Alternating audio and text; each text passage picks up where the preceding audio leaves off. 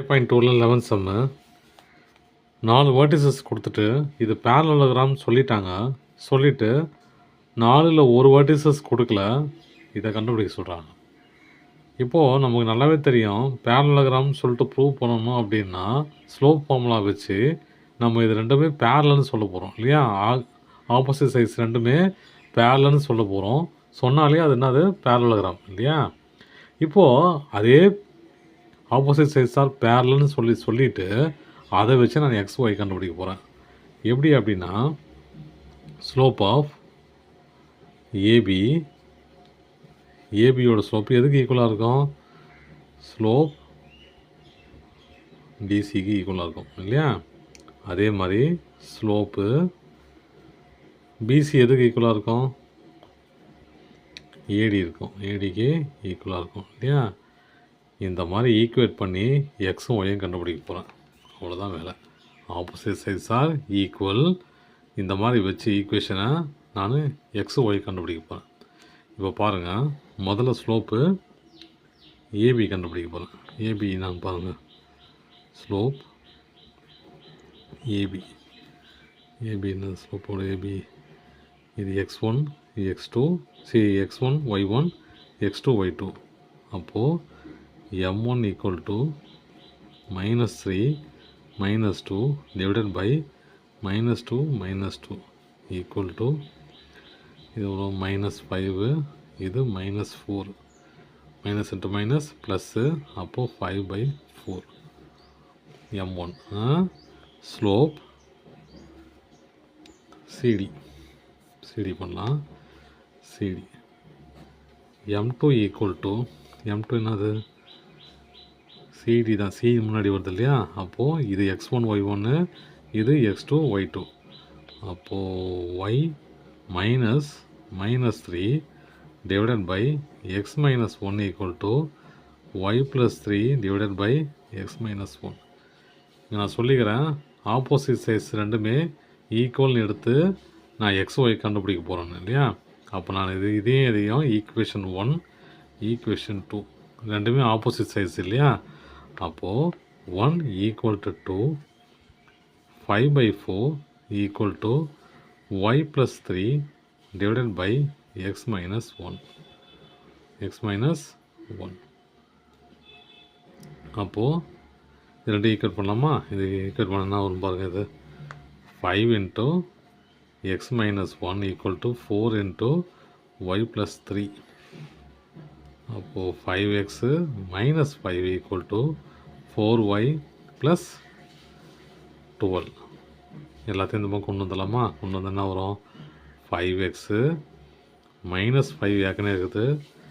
இது எல்லாமே இது கொண்டு வந்தால் மைனஸ் ஆகிடும் இல்லையா? -4y minus 12 equal to 0. அப்போது 5x minus 4y minus 17 equal to 0. இந்த 17 அந்த பக்கம் கொண்டு போயிடலாம். 5x minus 4y equal to 17. இது ஈக்குவேஷனமாக வந்துச்சா? இது ஈக்குவேஷன் 3ன்னு வச்சுங்க. இப்போ நான் என்ன பண்ண போகிறேன்?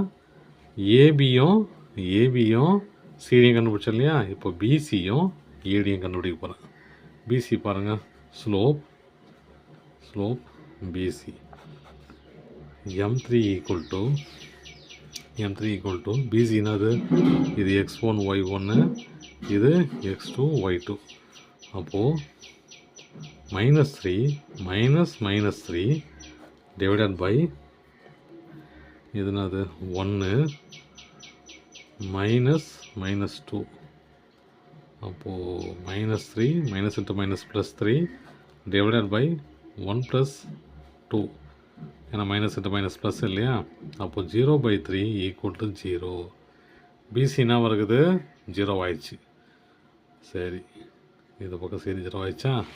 அந்த பக்கம் கண்டுபிடிப்போம். ஏடி கண்டுபிடிப்போம். ஏடி என்னன்னு பாருங்கள். ஸ்லோப் ஏடி இது m4.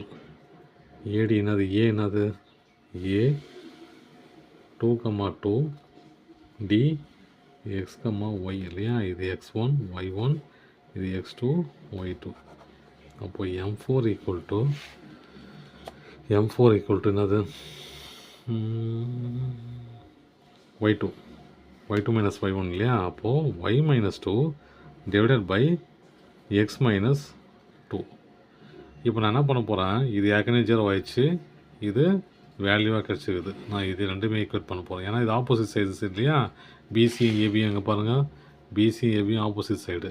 அதனால் நான் என்ன பண்ண போகிறேன், பிசியும் ஏடியும், சாரி தப்பு பண்ணிட்டேன், இது டி, இது பி இல்லை. அப்போது பிசி ஈக்குவல் டு ஏடி எப்படி பண்ணலாம், 0 equal to Y minus 2 X minus 2. இது இந்த பக்கம் போச்சுன்னா 0 ஆகிடுமா? அது இது மல்டிப்ளை பண்ணால் 0 ஆகிடும். அப்போது மிச்சம் என்ன இருக்குது, Y minus 2 equal to 0, Y equal to 2. இது ஈக்குவேஷன் 4ன்னு வச்சுங்க. இந்த வேல்யூ எடுத்துன்னு போயிட்டு இதில் போட போகிறேன். புட் ஒய் ஈக்குவல் டு 2 இன் 3. இதில் போட்டால் எனக்கு எக்ஸ் கிடச்சிடும் இல்லையா? அப்போது 5x minus 4 into 2 equal to 17. 5x minus 8 equal to 17. 5x equal to, இது மைனஸ் இந்த பக்கம் போச்சுன்னா ப்ளஸ் ஆகிடும், ப்ளஸ் 8. 5x equal to 25. அப்போது X equal to 25 by 5, X equal to 5. அப்போது Y equal to 2, X equal to 5. அவ்வளோதான் some.